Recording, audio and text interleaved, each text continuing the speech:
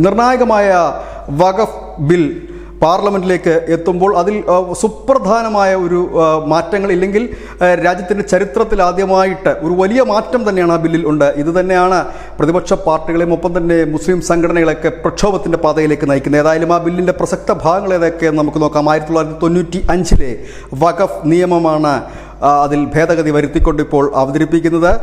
ഈ bill subject കമ്മിറ്റിക്ക് വിടാനുള്ള സാധ്യതകളും ഏറെയാണ്. ഏതായാലും നമുക്ക് ആ നിയമങ്ങളിലേക്ക് പോകാം. 1995 വഖഫ് നിയമത്തെ ഏകീകരിച്ചുകൊണ്ട് ഒരു വഖഫ് മാനേജ്മെൻ്റ് ആക്കുക എന്നുള്ളത് തന്നെയാണ് പ്രധാനമായി ലക്ഷ്യമിടുന്നത്. 2, മുസ്ലിം സ്ത്രീകൾക്കും ഒപ്പം തന്നെ അമുസ്ലിങ്ങൾക്കും ഇതിൽ പ്രാതിനിധ്യം ഉണ്ടാകുക തന്നെ ചെയ്യും. ജനപ്രതിനിധികളായിട്ടുള്ളവർക്ക് ഇത് പ്രാതിനിധ്യം ഉണ്ടാകും. ഈ ബോർഡിൽ നിലവിൽ അങ്ങനെയില്ല. ഇനി 3, ഷിയ, സുന്നി, ബോറകൾ, അഹാഗികൾ, മുസ്ലിം സമുദായത്തിലെ പിന്നോക്ക വിഭാഗങ്ങൾ എന്നിവർക്കൊക്കെ ഈ ബോർഡിൽ പ്രാതിനിധ്യം ഉണ്ടാകും. ബോറകൾ ഈ ഗുജറാത്തിൽ ഉള്ള ഒരു മുസ്ലിം വിഭാഗമാണിത്. നമ്മൾ ഇവരെ കണ്ടിട്ടുണ്ട് പലപ്പോഴും. നരേന്ദ്രമോദിക്ക് ഒക്കെ ആയിട്ട് ഇവർ പങ്കെടുക്കുന്ന ചടങ്ങുകളൊക്കെ കണ്ടിട്ടുണ്ട്. പ്രത്യേക വേഷവിധാനവുമൊക്കെ ഉള്ളവരാണ്. ഇവർക്കും ഒപ്പം തന്നെ ഈ അഹാഗികൾക്കും പ്രത്യേകമായ ഒരു ബോർഡ് രൂപീകരിക്കും. ഏറ്റവും സുപ്രധാനമായ കാര്യം എന്ന് പറഞ്ഞാൽ വഖഫ് ബോർഡിൻ്റെ സ്വത്തുക്കൾ ചോദ്യം ചെയ്യാൻ, കോടതിയിൽ പോലും ചോദ്യം ചെയ്യാൻ കഴിയില്ല എന്നുള്ള നിയമം മാറ്റി എഴുതും. ഒപ്പം സ്വത്ത് എന്നതിന് നിർവചനം ഉണ്ടാവുകയും ചെയ്യും. നിലവിൽ 1 ലക്ഷം കോടിക്ക് മുകളിലാണ് വഖഫ് ബോർഡുകളുടെ സ്വത്ത് എന്നാണ് കണക്കാക്കപ്പെടുന്നത്.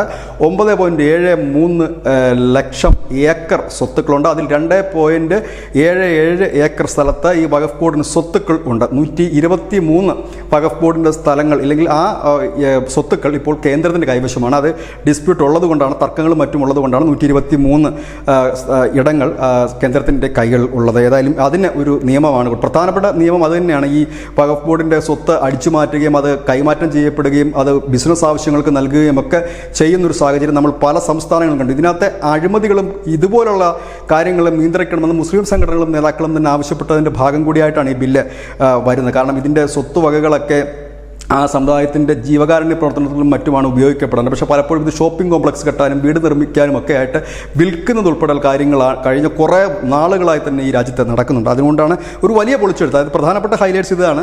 സ്ത്രീകൾക്ക്, മുസ്ലിം സ്ത്രീകൾക്ക് ഇതിൽ പ്രാതിനിധ്യം ഉണ്ടാകും, ആ മുസ്ലിങ്ങൾക്ക് ഇതിൽ പ്രാതിനിധ്യം ഉണ്ടാകും. മറ്റൊന്ന് സ്വത്തുവകകൾ ചോദ്യം ചെയ്യപ്പെടാത്തത് എന്നുള്ളത് അത് മാറ്റി എഴുതുന്നുണ്ട്. പിന്നെ എല്ലാ മുസ്ലിം വിഭാഗങ്ങൾക്കും ഇതിൽ പ്രാതിനിധ്യം ഉണ്ടാകും. ഇതാണ് പ്രധാനമായും ബില്ല് ലക്ഷ്യം വെക്കുന്നത്. News desk news India Malayalam.